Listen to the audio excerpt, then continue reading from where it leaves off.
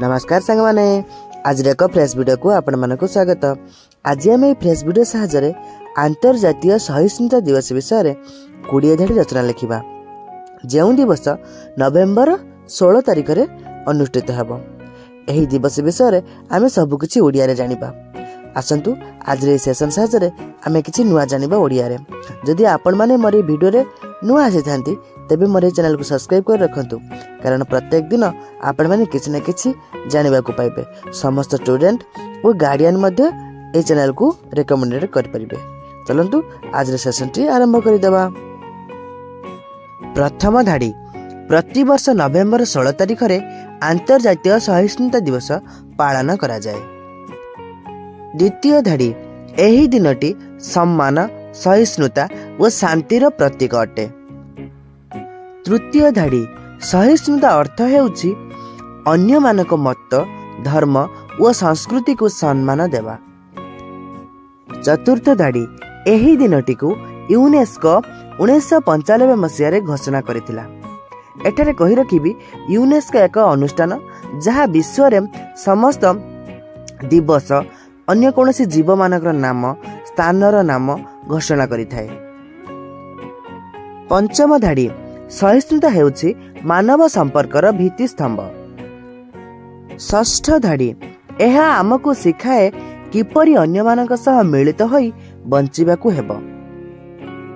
सप्तम धाड़ी सहिष्णुता आम समाज रे शांति और एकता रखिथाए। अष्टम धाड़ी एहा असहिष्णुता, हिंसा और घृणा को दूर करे। नवम धाड़ी स्कूल और कॉलेज रे एही दिन रे विभिन्न कार्यक्रम अनुष्ठित होइथाए। दशम धाड़ी छात्र छात्री माने भाषण, चित्रांकन माध्यम रे संदेश प्रसार करिथांती। एकादश धाड़ी सहिष्णुता आम हृदय रे मानविकता जागृत करिथाए। द्वादश धाड़ी एहा आमको सत्य और न्याय पथ रे आगुआ करे। त्रयोदश धाड़ी एक सहिष्णु व्यक्ति समाज रे सबुबेले सम्मान पाइथाए। चतुर्दश धाड़ी सहिष्णुता थिले देश और जगत रे शांति रही पारे। पंचदश धाड़ी आमे अन्य मानक धर्म और भाषा को सम्मान देवा उचित। षोडश धाड़ी सहिष्णुता हेउछि मानवतार सबुठु बड़ गुण। सप्तदश धाड़ी एही दिन आमको शिखाए जे विभिन्नतार एकता। अष्टादश धाड़ी सहिष्णुता हेउछि शांतिपूर्ण विश्वर चाबी। ऊनविंश धाड़ी प्रत्येक मनुष्य एहार मूल्य बुझी अनुसरण करिबा उचित। विंश धाड़ी अर्थात आजिर सेशन शेष धाड़ी आसंतु समस्त मिसी सहिष्णुता और शांतिर जगत गढ़ी उठिबा।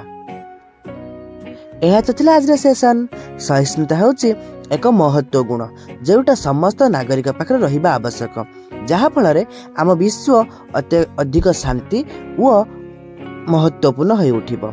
चलंतु आज रे पवित्र दिन रे सहिष्णुता दिवस विषय पई बहुत बड़ संकल्प करिबा, जेपरि आमर समाज रे शांति भरि रहिबो।